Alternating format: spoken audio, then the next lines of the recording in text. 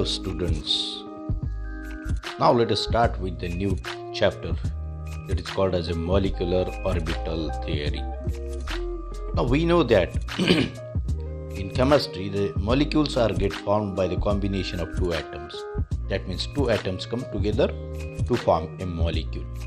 Now there are two types of the molecules: homonuclear diatomic molecule and heteronuclear diatomic molecule.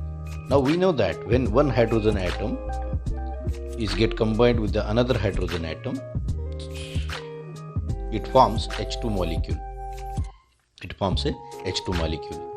This molecule, in this molecule, this is a homonuclear diatomic molecule. The homonuclear diatomic molecules means both the atoms are of the hydrogen, and that's why it forms a homonuclear diatomic molecule. But as we know that example of this hydrogen plus a Cl and of Cl2, it forms a HCl. HCl molecule is get formed. This is the molecule. Now here this is a heteronuclear diatomic molecule. That means hydrogen combines with the chlorine. Both the atoms are of the different element. This is hydrogen and this is a chlorine. Now these are the bonds which are get formed by the combination of two atoms, whether it is homonuclear or whether it is a heteronuclear diatomic molecule. So we called it as a covalent bond. Now the bond between hydrogen and hydrogen, the bond between HCl, H and Cl, the bond between nitrogen and oxygen, or the bond between carbon and oxygen, all these bonds are the covalent bond, and this formation is on the basis of the sharing of the electron. That is, both the atoms shares one electron to form the covalent bond. But this concept of formation of bond, that is covalent bond, is purely a qualitative, and it does not explain why covalent bond is formed. No doubt there is a formation of covalent bond between two hydrogen molecules. This bond is called as a covalent, but why this bond is formed, why that bond is that is covalent, that is not get explained by this covalent bond formation, how it is get formed. So what forces are responsible for the formation of bond, or what kind of the interactions are there in the atoms to form the molecule or to form the bond? So that concept is get then explained by the number of theories, and those theories are theories of covalent bond theories. There are certain theories which are get explained by the number of scientists in order to explain the chemical bonding in the molecules, to understand the modern theory of chemical bonding. And there are mainly two modern theories of chemical bonding which are get explained by the wave mechanics. And when the wave mechanics is get developed, now the modern theories of chemical bonding are get developed, and those theories are a valence bond theory. First theory is a valence bond theory, that is called as a VBT. And the another theory is molecular orbital theory, that is called as a MOT. Both theories explains how the bond is formed or how the covalent bond is get formed. Valence bond theory and molecular orbital theory. आपल्याला माहिती आहे दोन atoms मध्ये bomb form होतात. दोन atoms hydrogen आणि hydrogen असेल तर त्याच्यामध्ये हा कोव्हॅलंट बॉन्ड फॉर्म होतो, आणि हे दोन atom they combines to form this H2 molecule. याच्यामुळे आपल्याला हा H2 मॉलिक्यूल तयार होतो. याच्यामध्ये H2 मॉलिक्यूलमध्ये दोघे हायड्रोजन आहेत म्हणून याला होमोन्यूक्लियर डायटॉमिक मॉलिक्यूल म्हणतो, आणि HCl मध्ये एक H आहे आणि एक Cl आहे, म्हणजे दोघे ॲटम्स डिफरंट आहे, याच्यामध्ये बॉन्ड फॉर्म होतो. याला आपण हेटेरोन्यूक्लियर डायटॉमिक मॉलिक्यूल म्हणतो. आता हे जे काही या दोघांमध्ये बॉन्ड फॉर्म झालेला आहे त्याला आपण म्हणतो शेअरिंग ऑफ इलेक्ट्रॉनने फॉर्म झाला आहे. That's why we called it as a covalent bond. पण हा याला कोव्हॅलंट बॉन्ड का म्हणतात? Why this bond is form? हा बॉन्ड का फॉर्म होतो?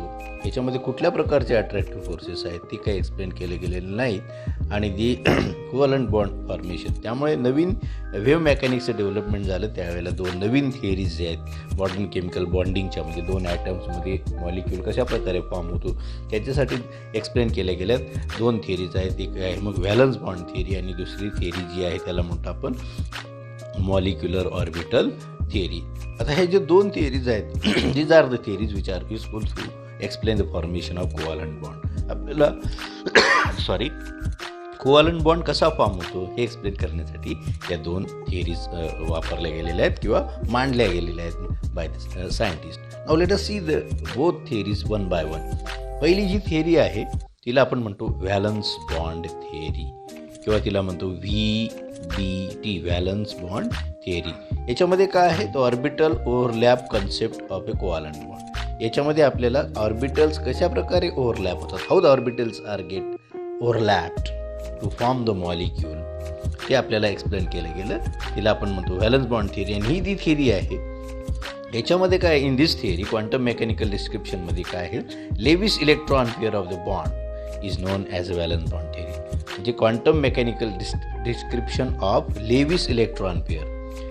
मॉलिक्युल्समध्ये ती लेविस इलेक्ट्रॉन पेअर आहे ती क्वांटम मेकॅनिकल डिस्क्रिप्शनच्या सहाय्याने मांडली गेली. त्याला म्हणतो आपण valence bond theory. The quantum mechanical description of Lewis electron pair bond is known as a valence bond theory. Now this valence bond theory is get proposed by the scientist Hitler and London in 1927 and no doubt it is get explained on the basis of the wave mechanics.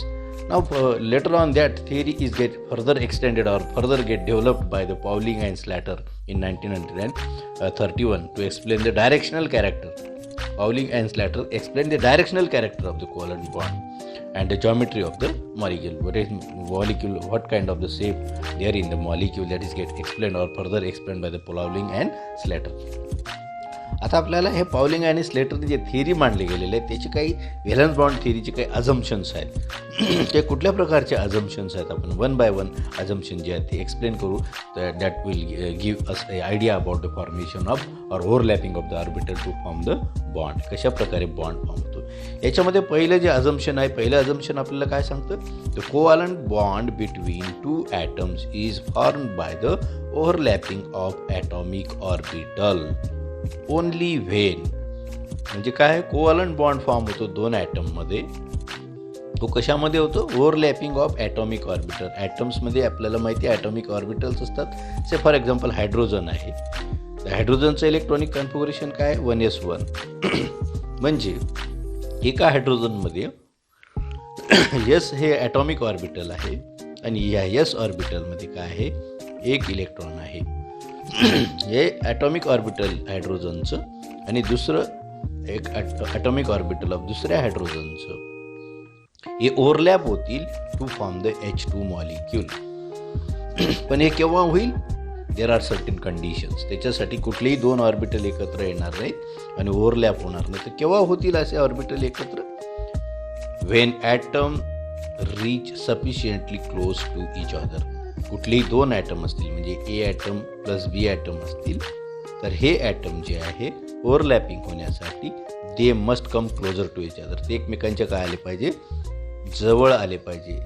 As possible as, जेवढं शक्य होईल तेवढे ते काय आले पाहिजेत, जवळ आले पाहिजे. आणि जवळ आल्यानंतर काय होईल, overlapping of atomic orbital have unpaired electron with A opposite spin. त्याच्यामध्ये जे दोन ऑर्बिटल आता एक येणार आहेत, एकाचं समजा एक इलेक्ट्रॉन आहे असं समजू आणि दुसऱ्याचं, दोघांचं काय असलं पाहिजे, जेव्हा ते ओव्हरलॅप होतील दोघांचा स्पिन कसा असला पाहिजे, अपोजिट स्पिन असलेले इलेक्ट्रॉन ते एकत्र येतील. आणि त्या दोघांचं जे काय ॲटॉमिक ऑर्बिटल जे दोन जवळ येणार आहेत दे मस्ट हॅव कम्पॅरेबल एनर्जीज. जे दोन ऑर्बिटल्स एकत्र येणार असतील त्यांची जी एनर्जी आहे ती जवळजवळ सारखी असली पाहिजे, त्याच्यामध्ये खूप डिफरन्स नसायला पाहिजे. असेच ॲटॉमिक ऑर्बिटल एकत्र येतील. आणि ॲटॉमिक ऑर्बिटल जे आहे त्यांच्यामध्ये मॅचिंग सिमेट्री असली पाहिजे. मॅच होण्यासाठी S orbital P orbital P orbital जसे ते जवळपास सिमेट्री असेल तर ते ॲटॉमिक ऑर्बिटल्स काय होतात, they overlap to form the bond. म्हणजेच आपल्याला दोन ॲटममध्ये कोव्हॅलंट बॉन्ड जर फॉर्म व्हायचं असेल, पहिलं अझम्पशन आपल्याला काय सांगतं, दोन ॲटम हे खूप एकमेकांच्या जवळ सफिशियंटली जवळ आले पाहिजे. ॲटॉमिक ऑर्बिटल्समध्ये अनपेअर्ड इलेक्ट्रॉन असायला पाहिजे आणि ते पण अपोजिट स्पिनने. एखादा स्पिन जर अपवर्ड डायरेक्शनमध्ये असेल तर दुसऱ्याचा डाऊनवर्ड डायरेक्शनमध्ये आपल्याला असला पाहिजे. ॲटॉमिक ऑर्बिटल्समध्ये काय असली पाहिजे, दोघं ॲटॉमिक ऑर्बिटलची एनर्जी जवळपास सारखी असली पाहिजे आणि त्यांची सिमेट्री देखील काय असायला पाहिजे, सिमेट्री देखील मॅचिंग असायला पाहिजे, नियरली सेम असायला पाहिजे. नाव दुसरं अझम्पशन काय मग, during the overlapping of orbital electron spin is get mutually neutralized and the electrons are get spin.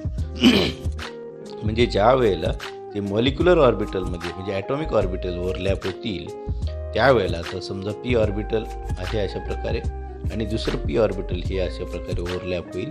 त्यावेळेला हे इलेक्ट्रॉन ज्यांच्यामध्ये आहेत त्यांचं अपोजिट स्पिनने जेव्हा ते पेअर होतील त्यावेळेला म्युच्युअली ते न्यूट्रल झाले पाहिजे, त्याच्यावरती चार्ज असायला नको आणि अशा प्रकारे ती इलेक्ट्रॉन पेअर होईल. नंतर पुढचं अझम्पशन आहे आपल्याला ड्युरिंग द ओव्हरलॅपिंगच्या वेळेला आपल्याला काय येईल, ड्युरिंग द ओव्हरलॅप जे ॲटॉमिक ऑर्बिटल्स दोन ॲटॉमिक ऑर्बिटल ज्या वेळेला ओव्हरलॅप होतील the electron density between two nuclei increases and force of repulsion between them decreases. म्हणजे ॲटॉमिक ऑर्बिटल जेव्हा येतील एकमेकांच्या जवळ त्यावेळेला त्यांच्यामध्ये काय असलं पाहिजे, फोर्स ऑफ अट्रॅक्शन जास्त असलं पाहिजे आणि रिपल्सिव्ह फोर्सेस कसे होतील, हे डिक्रीज झाले पाहिजे किंवा डिक्रीज होतील दोन atomic orbital. This results in the liberation of energy. त्याच्यामुळे काय होणार आहे, there is a liberation, energy बाहेर पडणार आहे. त्याला म्हणतो बॉन्ड स्टॅबिलायझेशन एनर्जी. जेवढी एनर्जी जास्त बाहेर पडेल तेवढा तो बॉन्ड कसा असतो, स्ट्रॉंग बॉन्ड असतो and increase the attractive forces. त्यामुळे होणार काय, एनर्जी बाहेर पडल्यामुळे दोन ॲटॉमिक ऑर्बिटल जे असतील त्यांच्यामध्ये अट्रॅक्टिव्ह फोर्सेस हे काय होतील, वाढतील. म्हणजे दोन ऑर्बिटल एक जवळ आले त्यांच्या दोनमध्ये इलेक्ट्रॉन डेन्सिटी वाढेल आणि फोर्स ऑफ रिपल्शन जे होईल ते डिक्रीज होईल.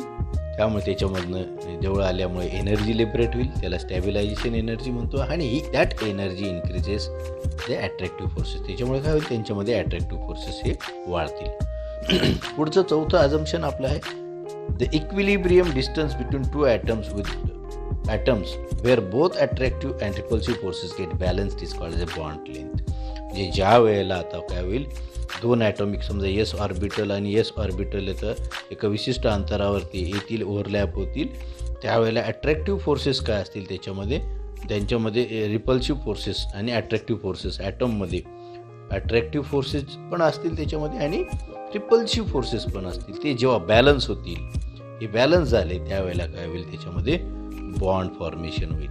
बॅलन्स झालं किंवा त्याला मग त्यांच्यामधलं जे काही डिस्टन्स असेल त्या डिस्टन्सला get balance is called as a bond length. त्याला आपण काय म्हणतो, बॉन्ड लेंथ असं म्हणतो. म्हणजे दोन ॲटॉमिक ऑर्बिटल्स जवळ येतील, रिपल्सिव्ह आणि अट्रॅक्टिव्ह फोर्सेस बॅलन्स होतील and the distance or that is called as a bond length. त्यांच्यामधले जे इंटरन्यूक्लिअर डिस्टन्स असेल त्याला आपण बॉन्ड लेंथ असं म्हणतो. पुढचं अझम्पशन आहे the electron pair is localize between the bonded atoms in a molecule. म्हणजे इलेक्ट्रॉन पेअर जी आहे ती काय होते, मग दोन ॲटम्सच्या मध्ये फिक्स होते. It is get localise. दोघांच्या मध्ये ते काय होईल, फिक्स होईल आणि त्यानुसार मग मॉलिक्यूल तयार होईल. पुढचं अझम्पशन आहे the number of bond form is equal to the number of unpaired electron in the atom. म्हणजे ॲटम्समध्ये जेवढे अनपेड इलेक्ट्रॉन असतील, एक अनपेड इलेक्ट्रॉन असेल एका ॲटममध्ये तर एक बॉन्ड फॉर्म करेल, दोन अनपेड इलेक्ट्रॉन असतील तर दोन बॉन्ड फॉर्म करेल, तीन अनपेड इलेक्ट्रॉन असतील तर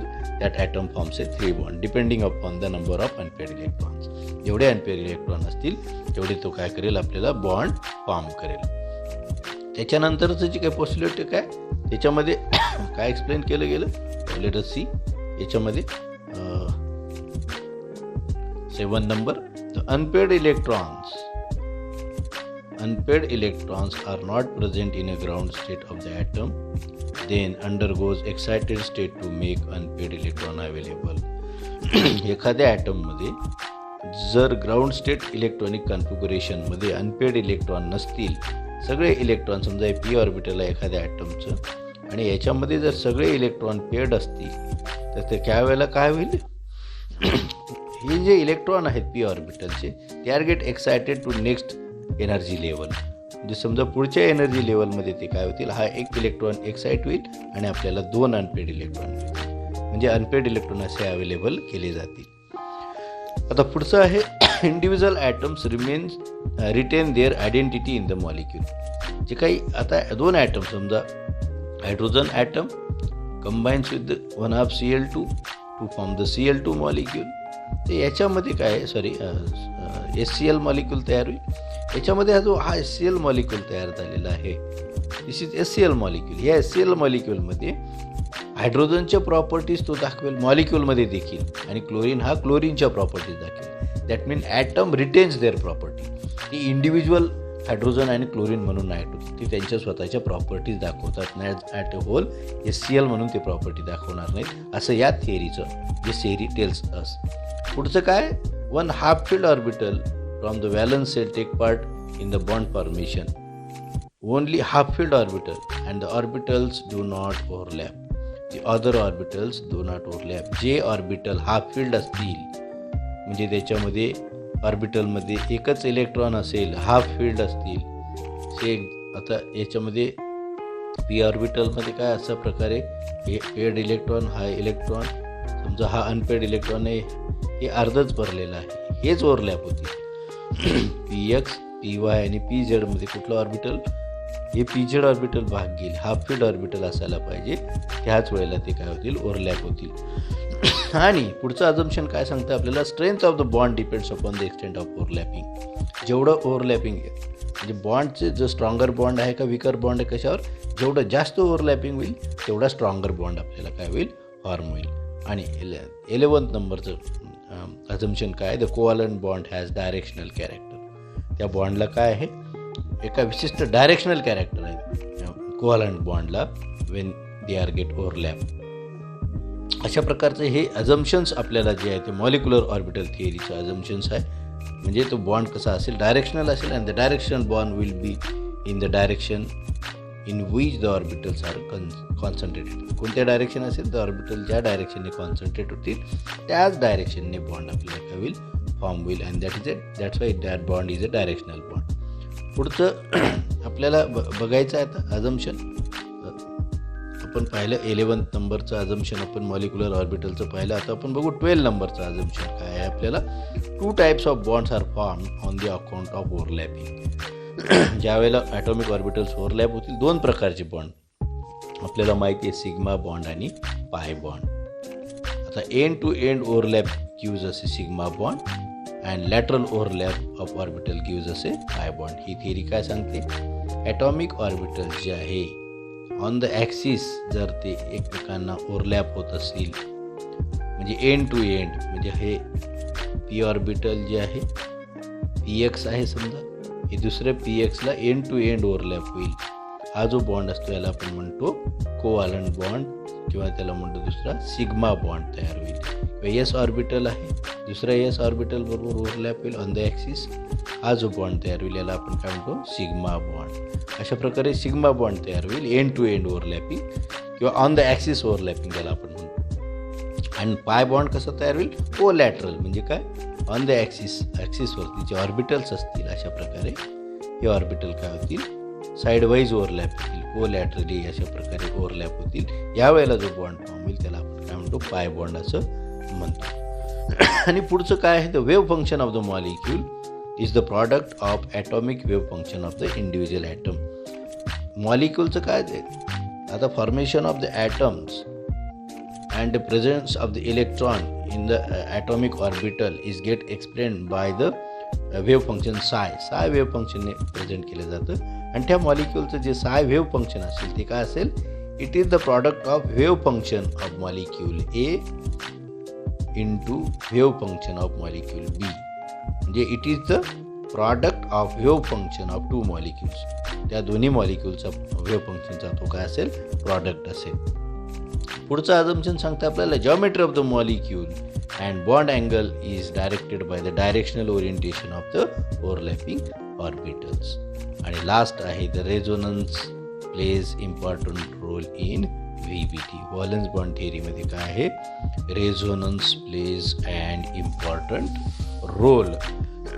ज्या वेळेला molecule atomic orbitals unpaired electron असलेले एकमेकांच्या जवळ येतील, at that time they reaches maximum close to each other. There are the repulsive as well as the attractive forces. When repulsive forces increases, there is a release of the energy. That energy is called the bond stabilization energy. And when repulsive forces and attractive forces become equal, that is called as a bond length.